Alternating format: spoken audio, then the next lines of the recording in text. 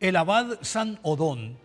retornaba extenuado después de un largo viaje. El crepúsculo se cernía sobre el camino y aún le faltaba un buen trecho para llegar al monasterio de Cluny.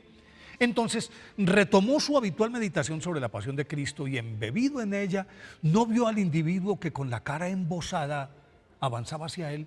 y solo se percató de su presencia cuando su cabalgadura frenó en seco ante el sujeto, que inmediatamente asió las riendas y le ordenó que se apeara,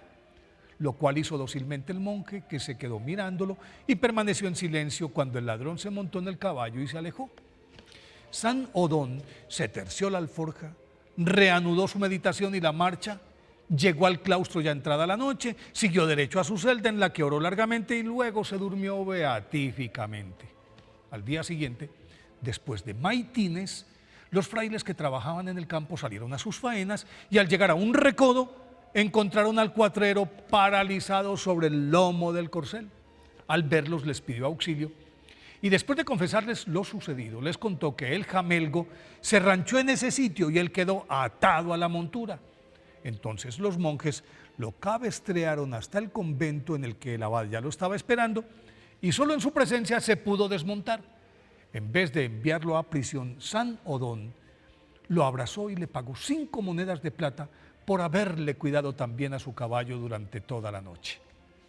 Odón de Cluny nació en Maine, Francia, en el año 879, después de que sus padres, que eran de edad avanzada, le prometieran al niño Jesús que, si les obsequiaba un hijo, lo consagrarían a la vida religiosa. Y por eso desde muy pequeño encargaron de su educación a un reconocido sacerdote,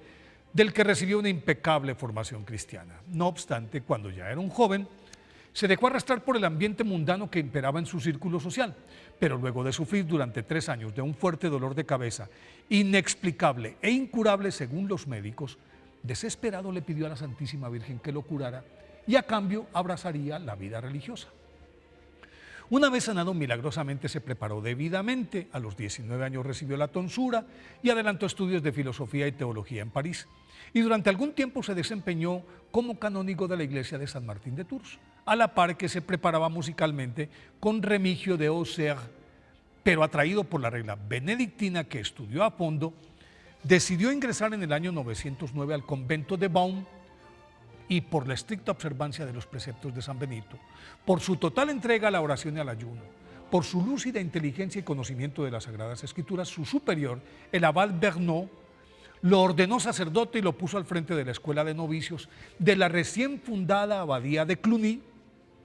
y, al sentir cercana la muerte, lo eligió como su sucesor al frente de los monasterios que regentaba. Asumió el cargo en medio de la insatisfacción de muchos monjes, que veían amenazadas sus confortables y laxas vidas, pero San Odón se ganó el respeto, la admiración y el cariño de todos con el ejemplo, dado que era el primero en levantarse, el último en acostarse, el más riguroso en la observancia de las rígidas reglas,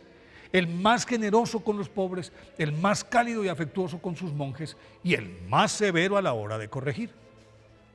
Su mano se notó enseguida, porque sus frailes, impregnados de su santidad, comenzaron a imitarlo en todo, y al poco tiempo el monasterio estaba lleno de religiosos comprometidos, y entonces se dedicó a implantar la regla benedictina en todos los cenobios que le fueron entregados para su administración.